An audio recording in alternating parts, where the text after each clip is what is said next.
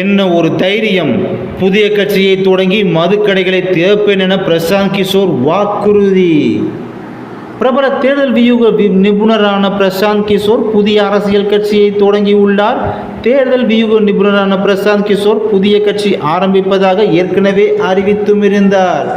பீகார் மாநிலத்தைச் சேர்ந்த பிரசாந்த் கிஷோர் அடுத்த ஆண்டு அக்டோபர் மாதம் நடைபெற உள்ள சட்டசபை தேர்தலில் போட்டியிடப் போவதாக அறிவித்துள்ளார். இதற்காக இன்று புதிய கட்சி ஒன்றை தொடங்கியுள்ளார். அவரது கட்சிக்கு ஜன் ஜூராஜ் கட்சி என பெயர் சூட்டியுள்ளார். ஜன் சுராஜ் என்ற புதிய கட்சியை இன்று தொடங்கினார்.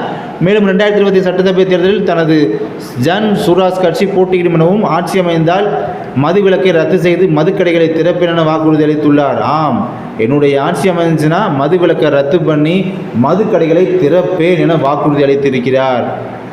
இவர் பார்த்தீங்கன்னா தமிழ்நாடு அரசியல் மட்டுமல்ல, ஒட்டுமொத்த இந்திய அரசியலையே வியந்து பார்க்கக்கூடிய அளவுக்கு இந்த மாதிரி பேசியிருக்காரு. எந்த மாதிரி அப்படின்னா மதுக்கடைகளை திறப்பேன்னு சொல்லியிருக்காரு.